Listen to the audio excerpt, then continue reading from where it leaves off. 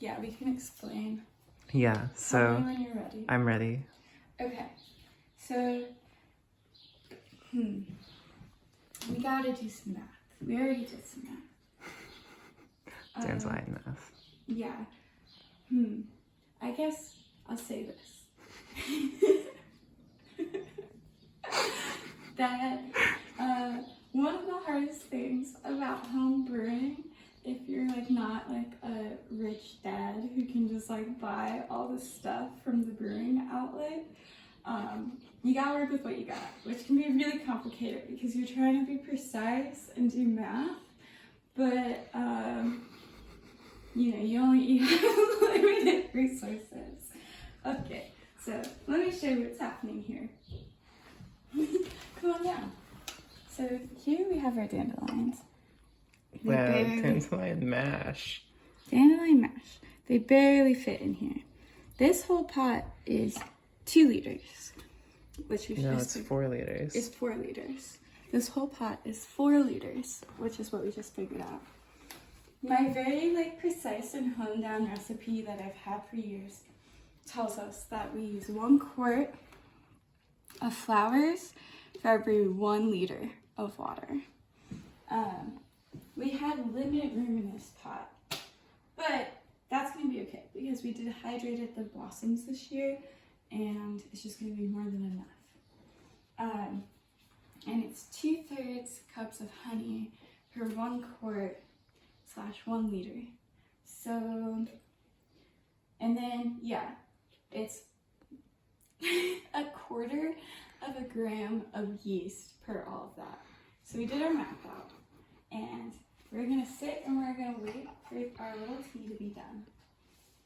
And then I think the best and most effective way to go about this is that we will strain the flowers after we've made, it's come to a boil, and we'll add just a little bit more water, and then we'll strain the blossoms, and while the water's still hot, we'll add the honey, and then we'll let it cool down a little bit because we don't want to hurt the yeast, but then we'll add the yeast once it's cooled down a little bit, and then we'll put them in the jars. What me and Marianne found out is due to the abundance of dandelions from this year. This is probably the same amount that's in that pot, all over again. So we're going to have to actually figure out, we gotta get more stuff so we can brew even more. More containers. More containers of dandelion wine. Stay tuned for the adding of the honey. It's boiling. I'm not gonna let it boil for too long for this very reason. Good. Seems good, don't you think? Yeah, I do. Anything else you want to say? No, not Okay. really. Well, okay, should we? Well, we can let it sit for a little bit, but let's try and see what color it is.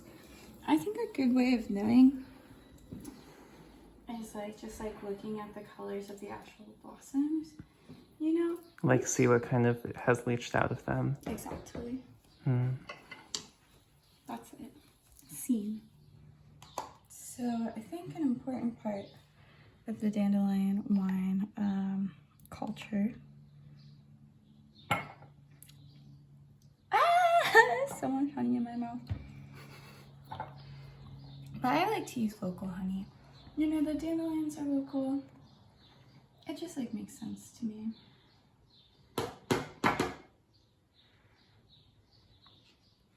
Okay, so we got that cup.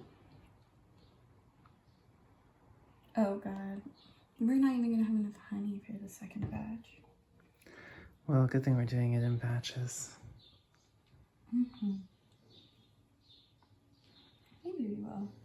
We'll just kind of be the rest of it.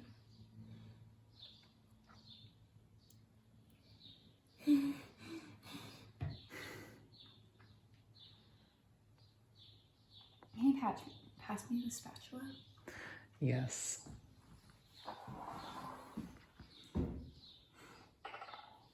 Thank you. Okay. Beautiful. Wow, way to pick the perfect size vessel for the honey too. Thank you for noticing. Okay. Gonna do a very good job of not making the whole house sticky.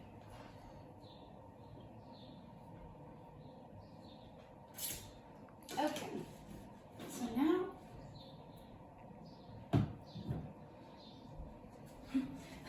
what is it, Marion?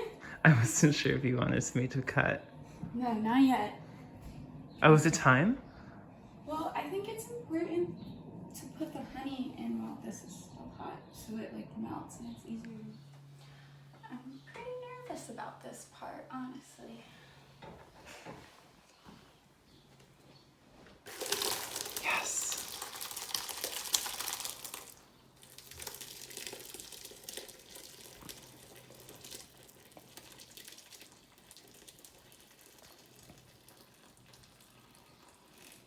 So, I don't know if I said this before, but we will probably just like add more water just because, you know, this is boiled down. Oh, there's salmon in here. That's great. Okay. There's like not. We could press more Wait, water. stop. Okay. Jesus. Okay. You mean like for the French press? I know, I mean just like squeeze the dandelions because they're like all soaked now. Right. But they're very hot. But we could do that after, but I don't know where we're going to keep the dandelions. Okay. Well, luckily that all fit in there.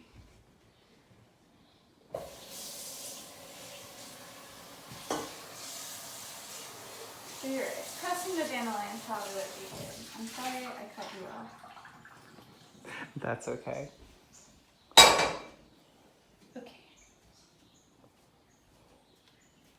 It's very hot.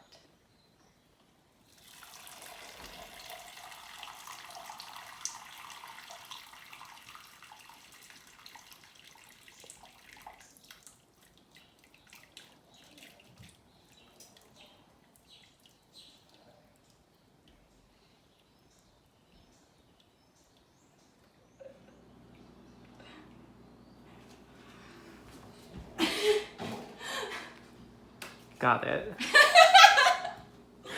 Okay.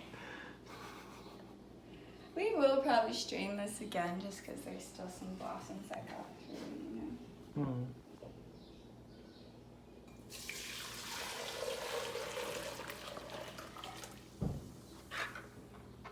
They're a little bit dirty too.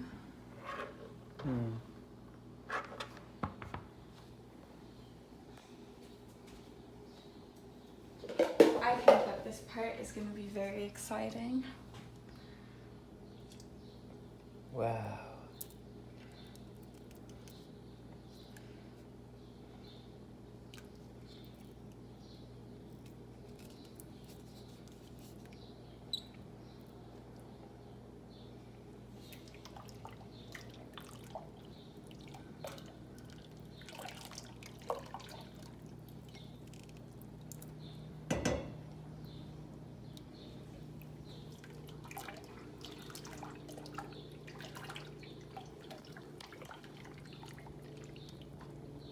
Okay.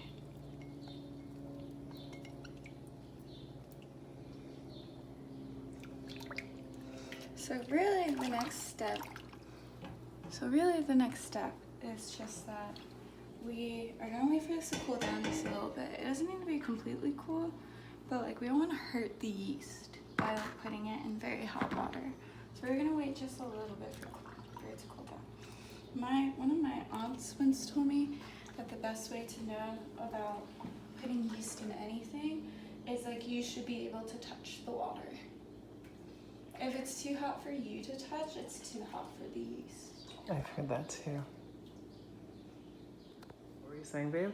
I said, Marion, I'm sorry, this was a really good idea, and I'm sorry that I discredited you on the video. That's okay, now the people know. That pressing the dandelions like this is a good idea. Okay. Measure out yeast, which we've decided is going to be 1 gram. And I don't know if we're going to be able to do it like this because I don't really think that this thing is going to measure 1 gram the way I want it to. Oh, 1 gram. Nice. Amazing. Oh yeah, and look at the glaze on this. Wow. I know, it's beautiful. I didn't see it when you said it was beautiful before. It kind of looks like the Dandelion Wine right now. Oh my god, yeah. That's it. Okay, I strained it. We missed it, but I strained it again to get the rest of the little blossoms out. And I used this finer strainer. And if you know it, I can touch it, which means Marianne can touch it too. I know, it tastes very good. It does. Yes, of course it does. Yes, of course. I mean, of course it does, but it does. Okay. So this is going to be pretty hard to pour. Yeah. But here's what we're going to do now. We have our little yeast. We'll get our little spoon back. This is the most important and exciting part because this is what makes it wine versus just tea. Chicken's here for it too.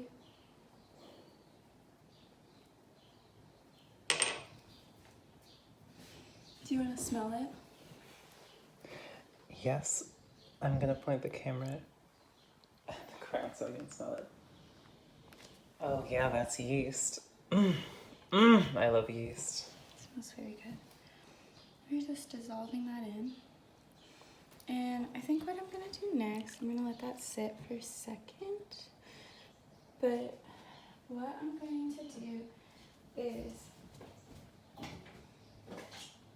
I have this funnel that also has like a little strainer grate in it.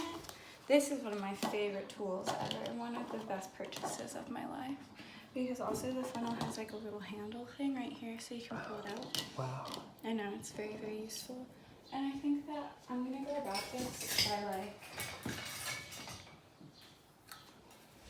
I don't know if I said this before in the video, but yeah, part of fermenting stuff is like everything really needs to be clean. You gotta make sure you're using like very clean stuff. No way. Oh no, never mind. I thought the coffee pot cracked. It didn't. Anyway, so I'm gonna start just, even though this is tedious, I'm gonna do it like this because I don't have confidence in my ability to like just pick this up and pour it.